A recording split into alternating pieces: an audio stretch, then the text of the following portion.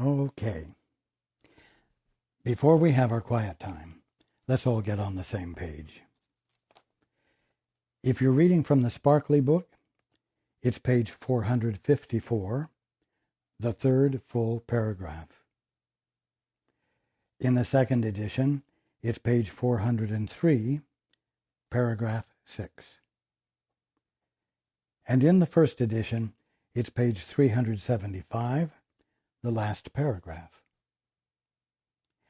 If you're reading from the JCIM, it's page 190, the third full paragraph.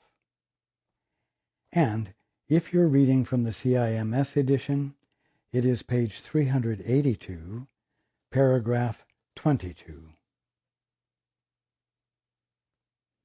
Okay. Let's take a few moments to be quiet together.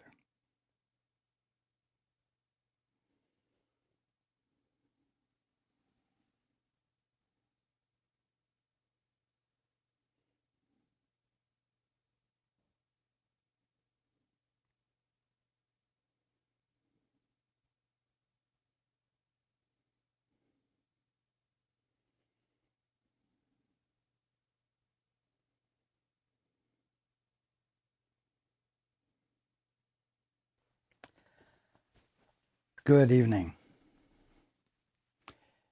and welcome to everyone who's joining us on the internet.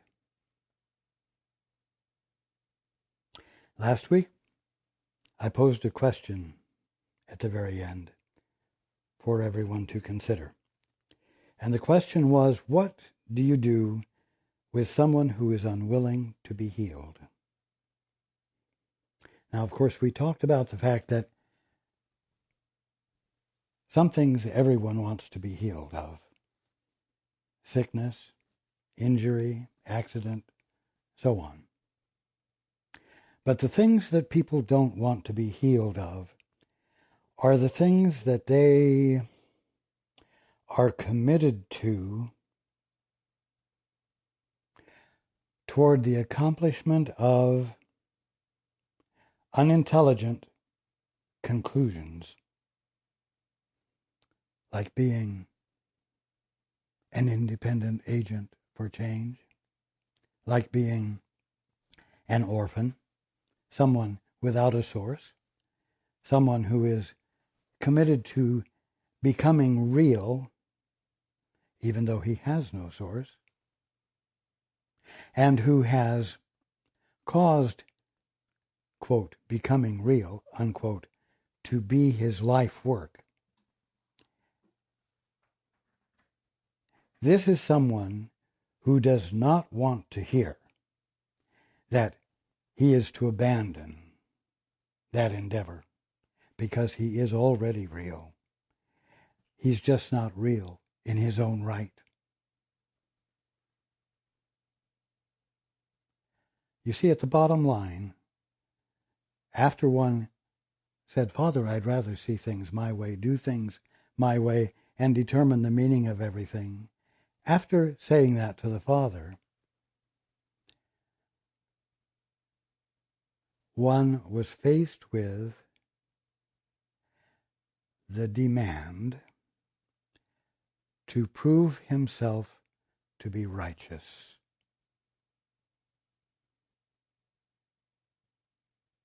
Righteous meaning including all right ideas, including all that was true, including that all that makes him real in his own right.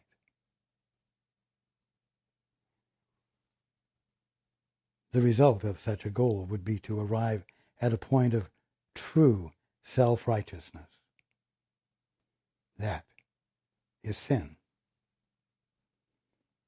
It's the intent to accomplish something that cannot be accomplished, and to do it with determination, to do it with commitment. But even that's not enough.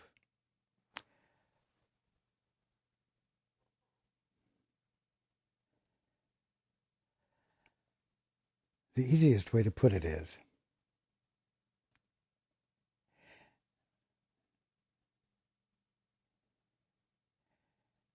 that sin is an act engaged in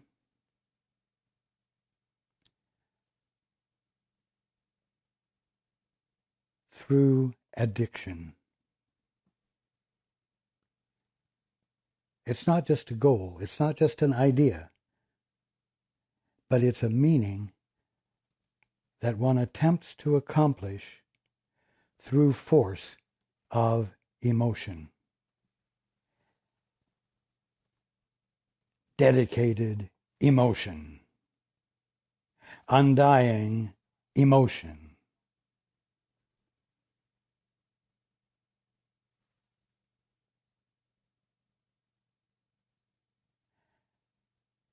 Now, what could promote undying emotion that drives one relentlessly toward a goal?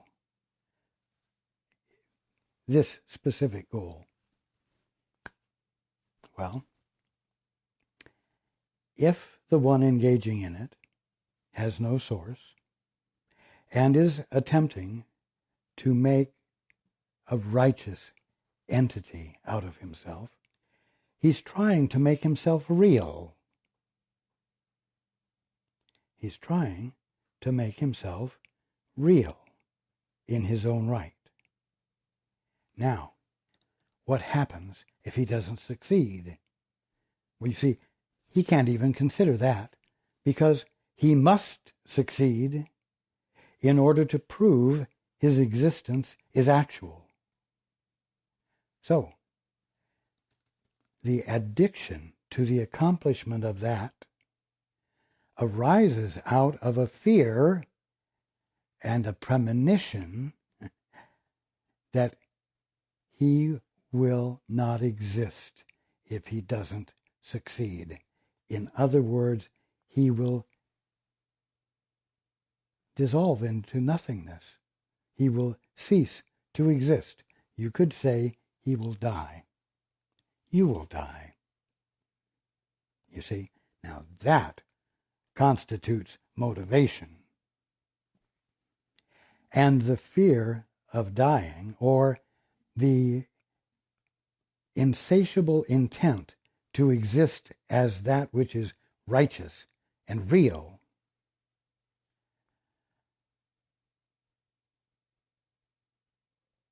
is a goal that will never on its own die. It will not cease. You see? How does one accomplish this goal? One thinks. One thinks, one observes, ignoring, of course, the fact that what he's observing he didn't create, but he doesn't ask where it came from. Oh, yes, it came from the Big Bang. It was a physical event, a universal physical event. Pretty amazing stuff. Okay, so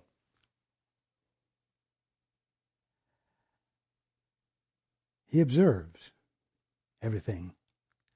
He defines everything through the use of his mind and his imagination. And then he evaluates everything. And he evaluates his brothers and sisters and comes to conclusions about them.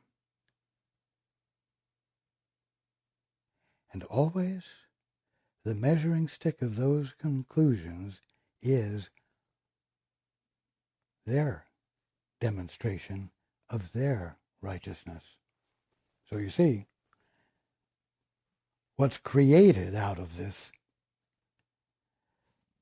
addiction, out of this goal, is that one himself engages in demonstrating and proving his righteousness so that he can exercise authority and control,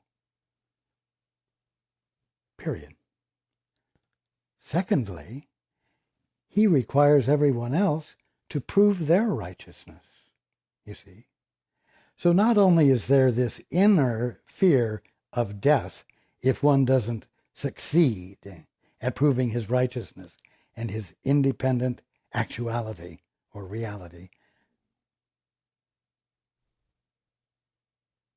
He is faced with the demand of everyone else to prove his righteousness to their satisfaction. You see? Everyone else reinforces his addiction because the proving of righteousness and the actualizing of it in social settings, in cooperation, in governing, and so on, it all creates the climate of competition and keeps the addiction fed. The addiction is there just because of inner fear of death. But with everyone requiring everyone else to demonstrate their righteousness to the satisfaction of the investigator, simply substantiates the insanity further. You see? This is very important to understand. Now,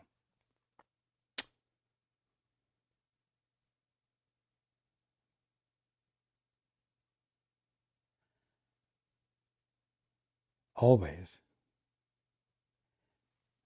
this interaction of the sons and daughters of God involves deceit. You see, it's not honest. Because no one is really disclosing to everyone else that he's feeling invalid, that he doesn't feel a birthright that holds him securely in the grasp of, I'm going to say wholeness, but holiness.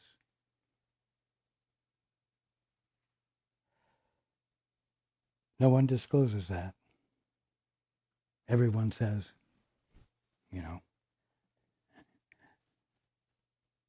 that God or the powers that be gave them a mind and a body and a will of their own to use as they wish,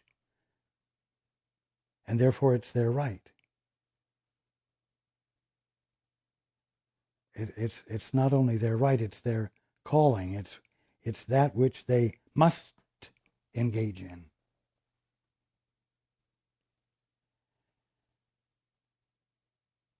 But they don't disclose this. They say, I was created to be independent. I was created to do this. I was created to evolve my righteousness. And what's not stated is that that righteousness is going to be used for control, not necessarily for the best interests of everyone being controlled. And the reverse is the case as well. So the controller needs to be wary of not being controlled by others who are exercising the same right and the same practice, the same addiction. So the answer to the question is an answer that no one is really going to like. And I mention this because it's characteristic of truth that is revealed as you reach out for guidance, that it will very often contradict your beliefs, your faiths, your confidences, you see. And I'm going to answer the question, what do you do with someone who is unwilling to be healed, by just illustrating what I told my disciples? I told them that if they go into a town or a village or a place where they are not welcomed, that they are to leave and to shake the dust from off thy feet. Meaning, when you leave the town, shake off everything about the town and leave it with the town and move on. I didn't say this, it's not recorded, but the point was, go where you are welcome. Go where you will not be rebuffed. Go where the truth that you're sharing will not be argued against. Don't try to change the minds of those who are unwilling to be healed.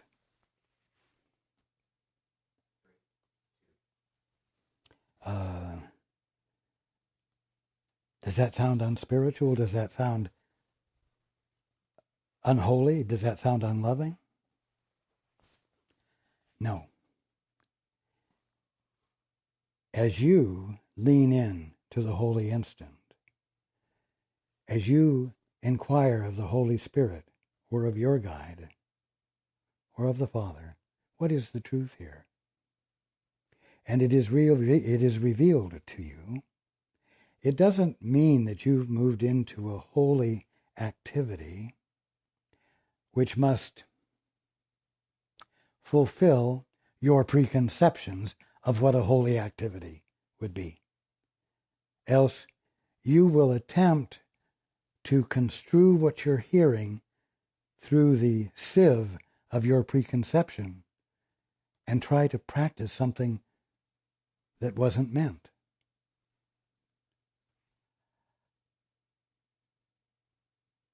If you're listening carefully, and if you're being used by someone who asks for help but is unwilling to receive it, you're not to abandon intelligence. You simply say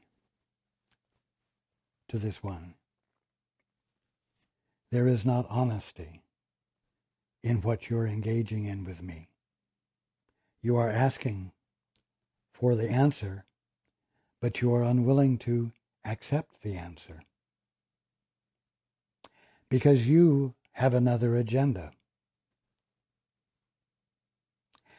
When you actually want to know the truth and receive it, embrace it, call me. But until then, I won't validate your deceitful activity by joining you in it and being manipulated by it. You see, there are rules. There is, quote, the way things work, unquote. For example, when Paul first heard that there was such a thing as inner guidance, and he decided to sit down and take time regularly to reach out to it,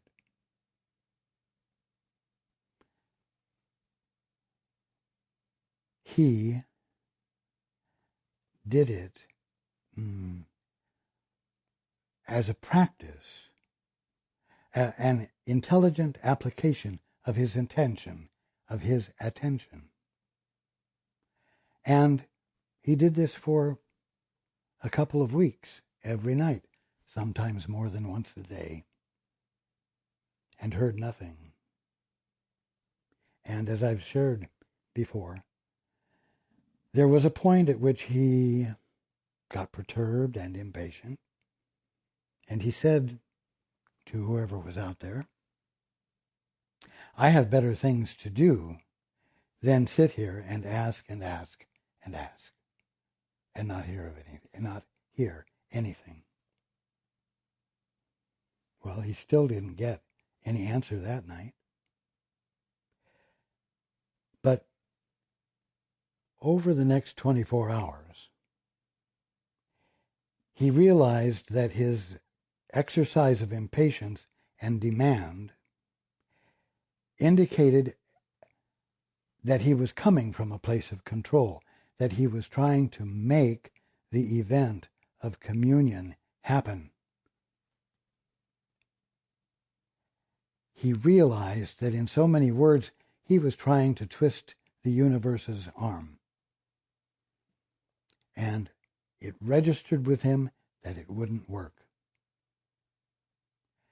The next night, he sat down humbly.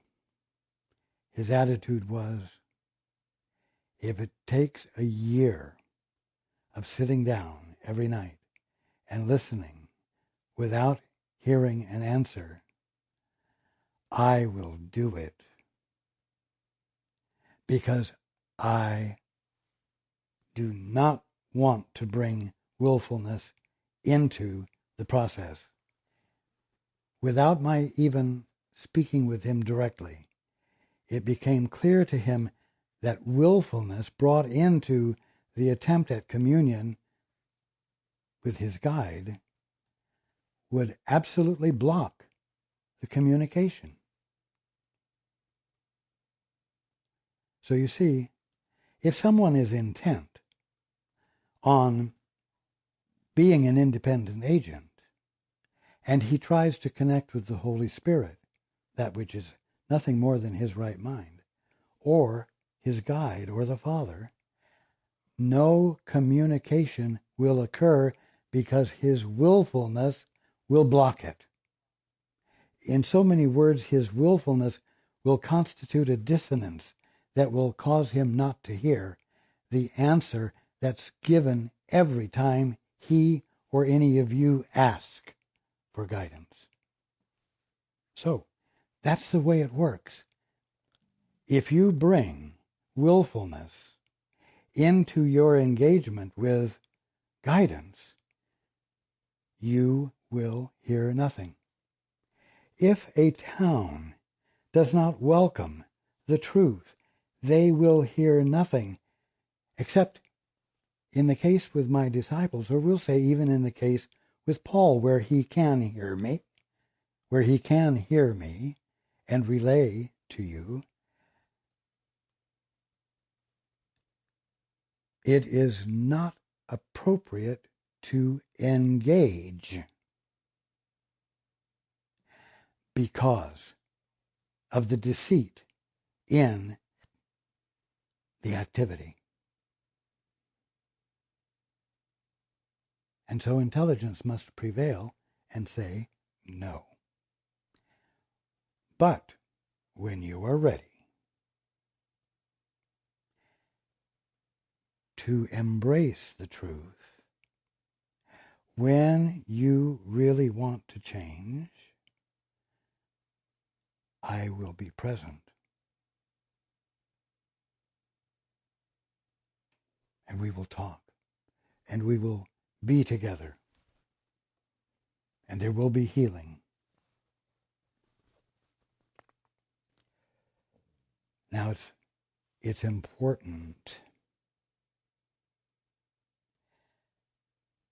to talk to those who are willing to hear.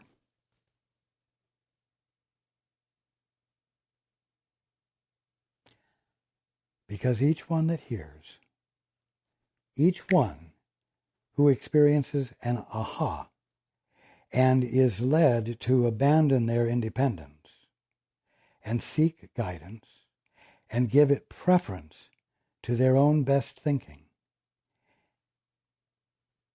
they will, by virtue of the illumination in them of the Father's perspective, be agents for change. And so more and more of the sons and daughters of God who have been dreaming will stop dreaming. And the result will be that the camaraderie of unity of dreams will weaken. And those who have felt the support of their independent stance and the viability of their insanity and addiction will find their resolve weakening, because the withdrawal of mutual agreement among their brothers and sisters will make it harder to support the commitment. And so even the towns where my disciples left, or those whom you discontinued involvement with, will find themselves, I'm going to say, beginning to spontaneously experience clarity, clarification, healing. You cannot afford to become preoccupied with those who do not want to hear the truth but want to argue it, or who want to engage you and pepper you with question after question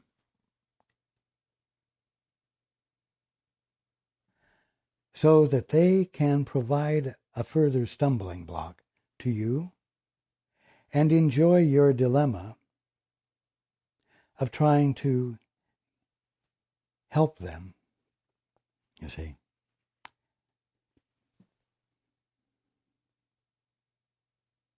That can be satisfying too. And it could take you quite a while to realize that you're being used and that the other one is enjoying watching you squirm. Then intelligence comes into play, and you say, with meaning and with understanding that you have better things to do than engage in futility.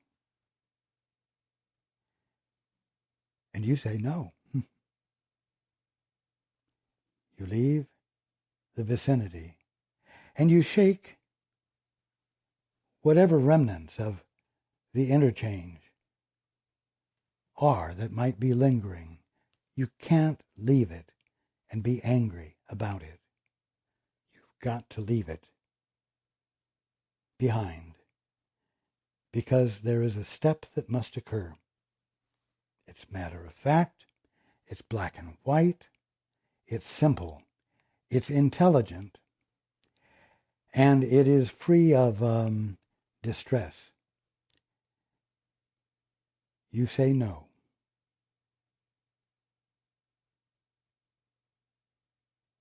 To a deceitful, dishonest involvement, and you require that the future involvement be honest.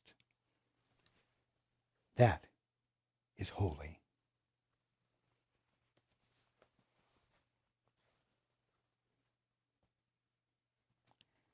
Now,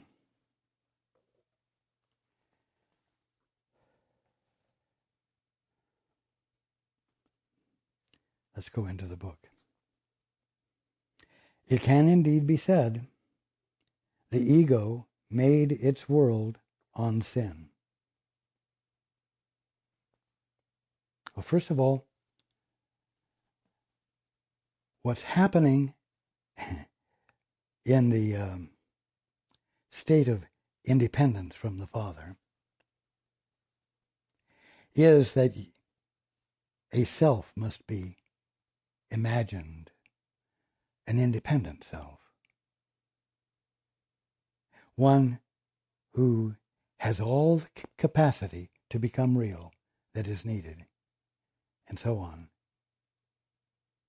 So this self that is brought forth is what is referred to as the ego, and it makes its world on sin. What does it make it on? What is the sin?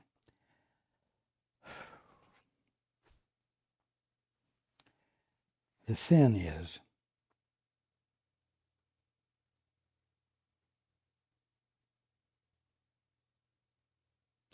the insane and addicted goal of becoming righteous independently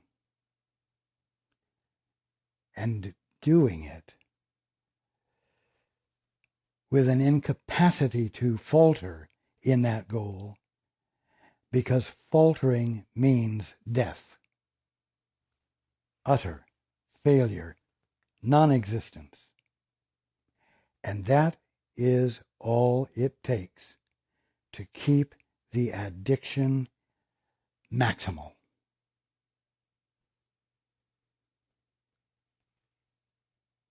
The ego made its world on this.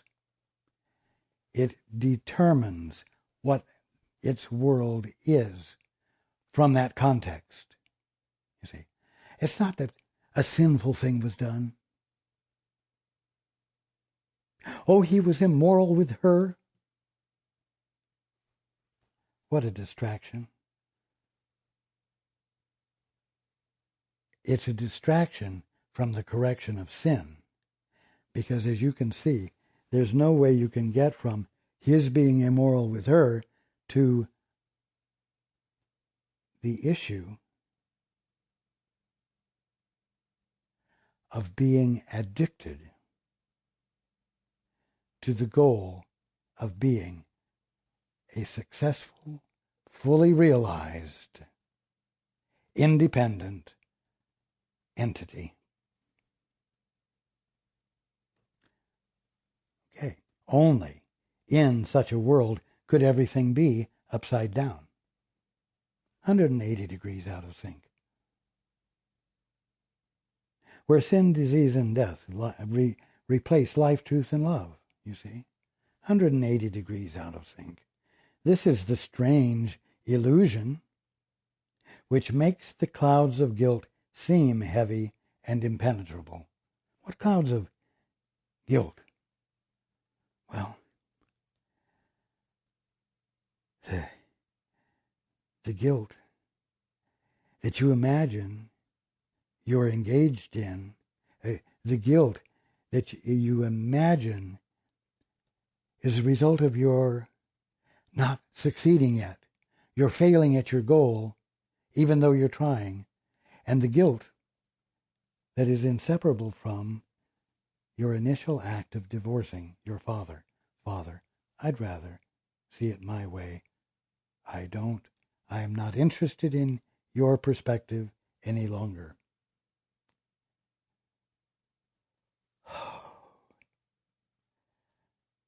The nature of addiction is that it causes you to not experience the joy of being, but the distress of being that covers everything in a heavy and impenetrable way. It's depressing. The solidness this world's foundation seems to have, the one of the ego's creating, is found in this. For sin has changed creation from an idea of God to an ideal the ego wants. And this is very important. It didn't create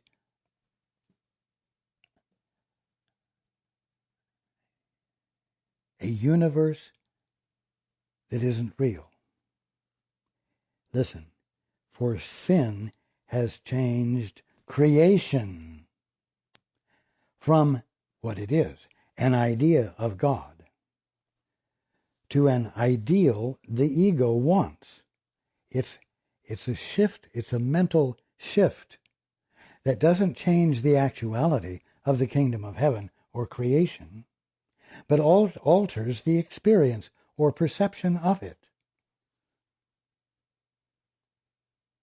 And so there's not a universe that is going to disappear, but creation is going to emerge out of the distortion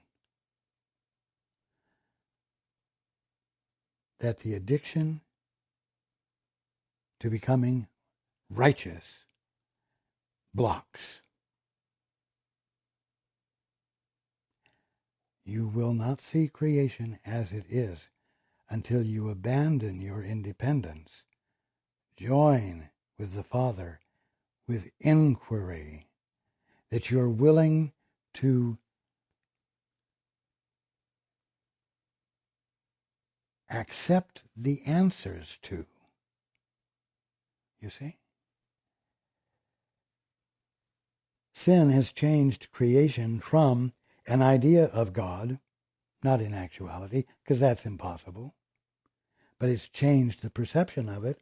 It has changed creation from an idea of God to an ideal the ego wants, a world it rules, made up of bodies, mindless, and capable of complete corruption and decay. Sin, disease, and death. The human condition, which is simply a misperception of creation in all of its perfection. Now, if this is a mistake, it can be undone easily by truth. If it's an error, the section we're reading is called Sin versus Error. If it's error, it's correctable.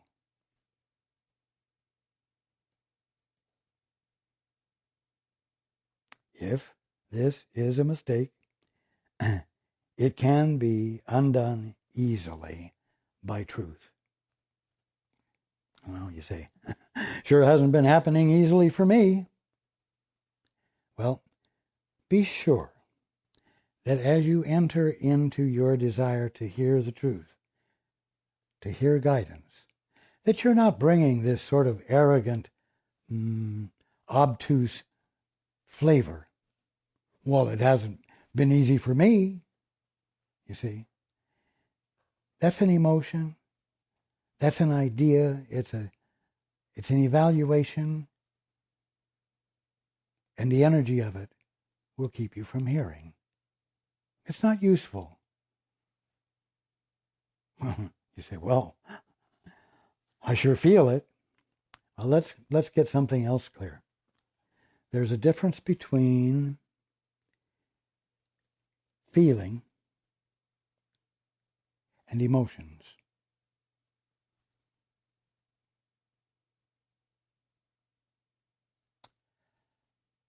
If you're angry, if you're upset, if you're depressed, if you're jealous,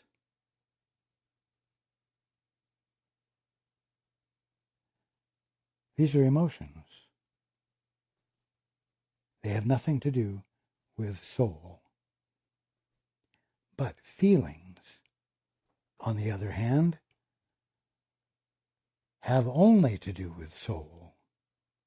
Feelings are love, joy, peace,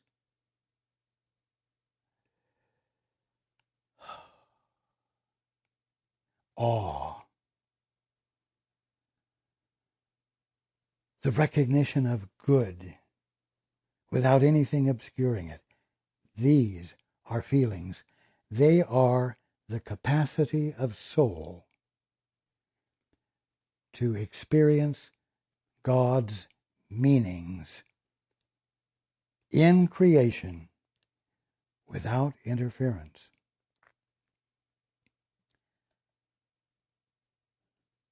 Emotions that you call feelings are something you can relish and roll around in your mind and dwell with for long periods of time. And because you feel them, you think that your expression of them is an honest expression of you, when they are simply misunderstandings, misinterpretations that disallow you from experiencing reality, the kingdom of heaven, and feeling the meaning of it.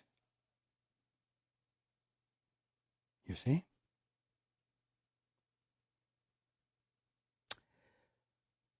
Any mistake can be corrected if truth be left to judge it. But if the mistake, the goal of becoming righteous, if the mistake is given the status of truth, to what can it be brought? You see? Lifted to the status of truth, why, it's supreme, and it will govern you. And the addiction that arises out of the fear of death, the failure, your failure to become an actualized, independent entity,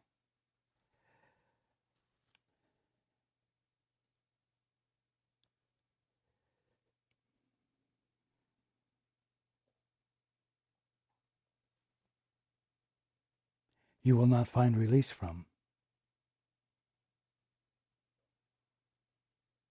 And yet that is what waking up is the release from. That's what the atonement is the release from. The, in quotes, holiness of sin is kept in place by just this strange device. What strange device? The device of raising the mistake to the status of truth. As truth, it is inviolate, and everything is brought to it for judgment. And it's brought to it for judgment with vengeance. Because if you don't practice this clearly, succinctly, and with pure logic, you will delay your arriving at the point of becoming an actualized, righteous, independent being, and you will die. As truth, that the mistake has been raised to the status of truth. As truth, it is inviolate, and everything is brought to it for judgment. But as a mistake, it must be brought to truth. Now, the simple fact is you won't bring it to truth because of your commitment to it. And that's why the word sin is applied to it, because you bring commitment to staying asleep, even though you can't succeed. It's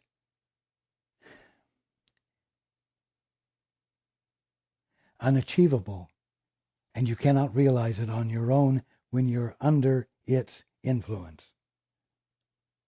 It is, however, impossible to have faith in sin, for sin is faithlessness.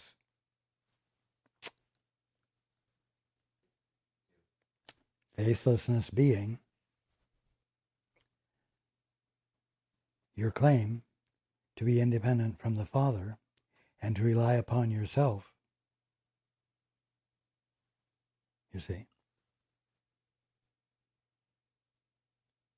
Yet, it is possible to have faith that a mistake can be corrected. And so, I am telling you that the whole human condition, the insane attempt to become righteous in your own right,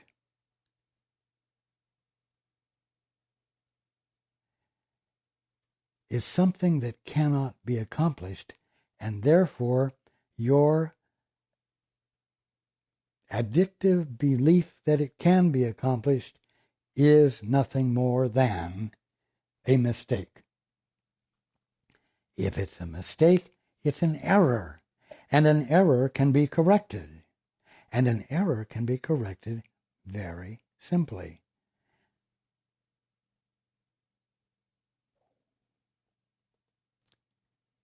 There is no stone in all the ego's embattled citadel more heavily defended than the idea that sin is real, the natural expression of what the Son of God has made himself to be and what he is.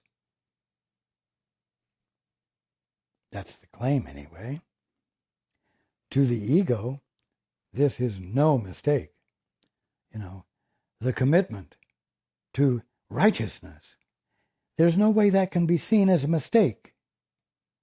It seems very real. It seems very reasonable. And yet the goal of righteousness does not have righteousness as its goal.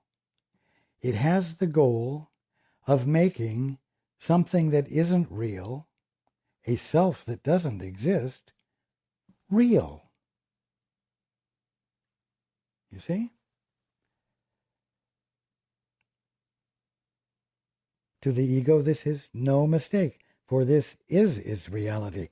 This is the truth, from which escape will always be impossible. Impossible without a perspective being provided by those who are not under the influence of the addiction. This is his past, his present, and his future. The one who's going for the goal. For he has somehow managed to corrupt his father. No, not. For he has somehow managed to corrupt his father and changed his mind, the father's mind, completely. That's the belief. If it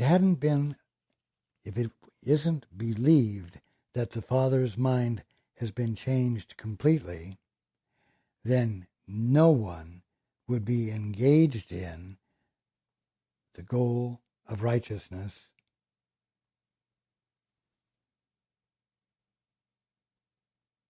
as the action of an addiction. Mourn, then, the death of God, whom sin has killed. And this would be what? The ego's wish, which in its madness it thinks it has accomplished. Mind you, it hasn't, and it's not true, and the suffering associated with the human condition is something you can be released from easily because it is an error. It is only a mistake. Would you not rather that all this be nothing more than a mistake? Entirely correctable? And so easily escaped from that its whole correction is like walking through a mist into the sun? For that is all it is.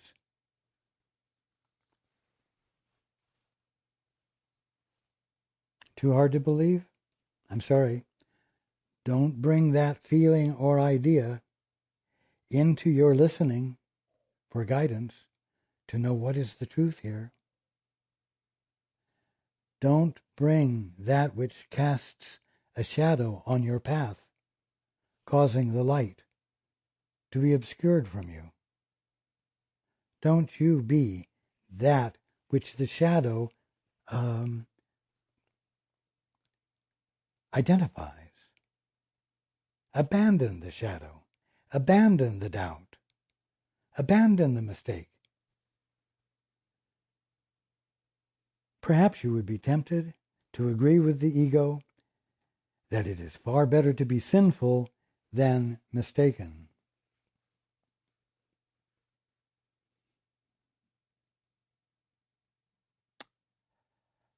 Well, it's far better to have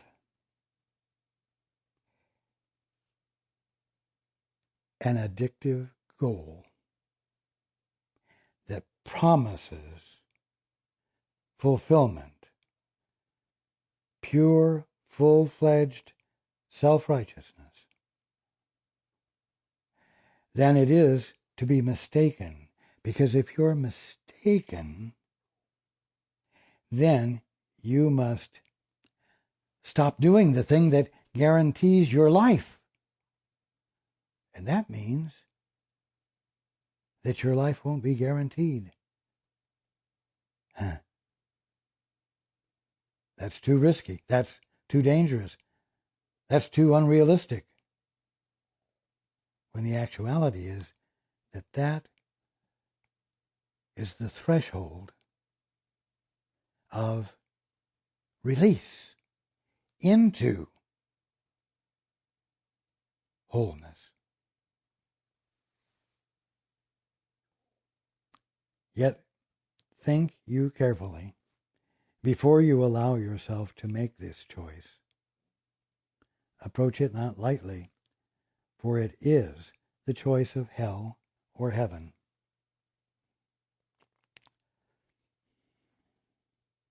Now, because you're experiencing or seem to be subject to sin, sickness, and death, you've already made the choice incorrectly.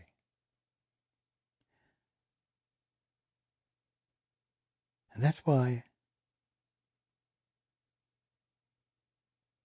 the Holy Spirit, your guides, myself, and God must bring the truth to your attention from a place outside the addiction and penetrate the addictive perspective and introduce an idea perpendicular to, out of phase with, the addiction and the commitment to it, so that a light bulb might go on and you say, oh, there is another way to look at this. There is another way to be. And then invite it.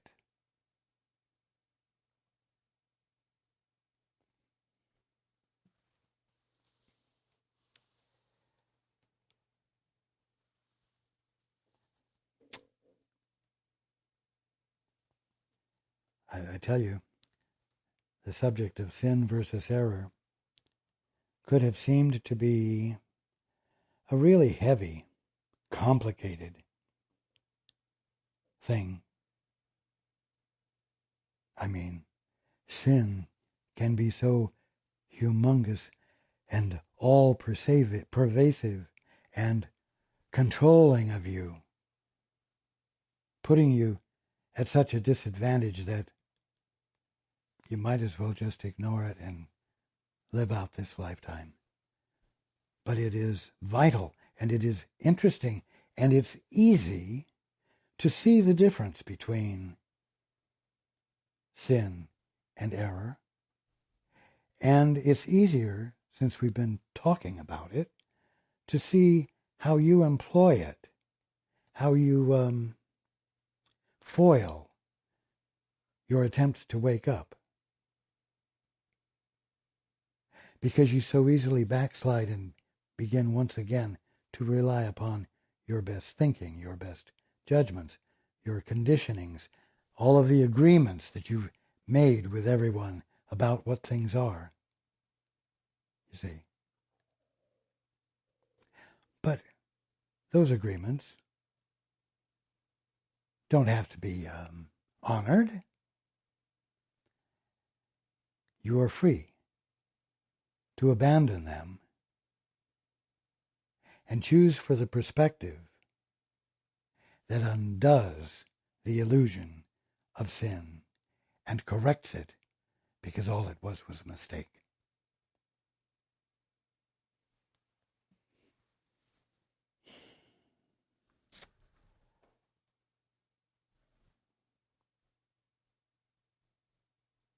Thank you for listening. Thank you for hearing. I look forward to being with you next time.